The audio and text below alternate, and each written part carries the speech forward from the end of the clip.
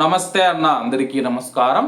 కువైట్లో డ్రైవింగ్ చేస్తూ ఉన్న వారు ఎవరైతే ఉన్నారో ట్రాఫిక్ చట్టాలను పాటించాలని అధికారులు కోరుతూ ఉన్నారు. ట్రాఫిక్ చట్టాలు పాటించకుండా ఉంటే కానీ భారీ జరిమానాలు ఉంటాయి. వివరాల్లోకి వెళితే, వాహనం నడుపుతూ ఉన్నప్పుడు కువైట్లో మొబైల్ ఫోన్ వాడితే 75 దినార్ల వరకు జరిమానా విధించవచ్చని చెప్పి, అదే ఉల్లంఘనను కోర్టుకు నివేదిస్తే జరిమానా 300 దినార్ల వరకు లేదా జైలు శిక్ష వరకు పెరగవచ్చని చెప్పేసి మినిస్ట్రీ ఆఫ్ ఇంటీరియర్కి చెందిన ఒక అధికారి తెలిపారు.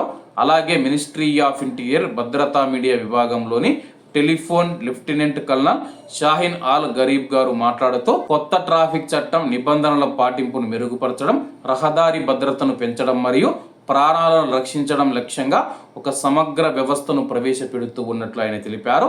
అలాగే ఆయన ఒక కార్యక్రమంలో మాట్లాడుతూ, కొత్త ట్రాఫిక్ చట్టాన్ని అమలు చేయడం వెనుక ఉన్న లక్ష్యం జరిమానాలు వసూలు చేయడం కాదని చెప్పేసి, కువైట్ రహదారులపైన ప్రమాదాలు లేకపోతే గాయాలు మరియు మరణాలకు కారణమయ్యే ప్రమాదకరమైన మరియు అనుచితమైన డ్రైవింగ్ ప్రవర్తనలను తగ్గించడమేనని చెప్పేసి ఆల్ గరీబ్ గారు తెలిపారనమాట.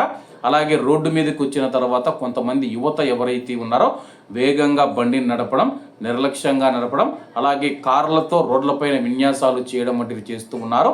ఇలా చేయడం వల్ల, నిర్లక్ష్యంగా డ్రైవింగ్ చేయడం వల్ల, సెల్ ఫోన్ మాట్లాడుతూ డ్రైవింగ్ చేయడం వల్ల రోడ్డు ప్రమాదాలు జరిగే అవకాశం ఉంది. వీళ్ళ వల్ల అమాయక ప్రజలు కూడా ప్రాణాలు కోల్పోతూ ఉన్నారు.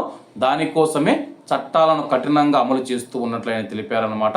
ట్రాఫిక్ ఉల్లంఘనలను ఒక పరిష్కారిక ఉత్తర్వు ద్వారా తక్షణమే పరిష్కరించవచ్చని చెప్పి ఆయన తెలిపారు. వాటి తీవ్రత మరియు వాహనదారులు, రహదారి వినియోగదారుల భద్రత పైన ప్రత్యక్ష ప్రభావం కారణంగా తీవ్రమైన ఉల్లంఘనలను భిన్నంగా పరిగణిస్తామని చెప్పేసి తెలపడం జరిగిందనమాట.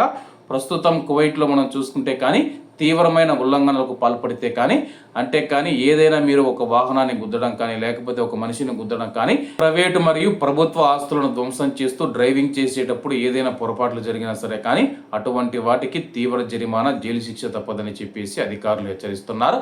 కాబట్టి అందరూ బాగుండాలి, అందులో మనం ఉండాలి. అందరికీ నమస్తే అన్న, జై హింద్.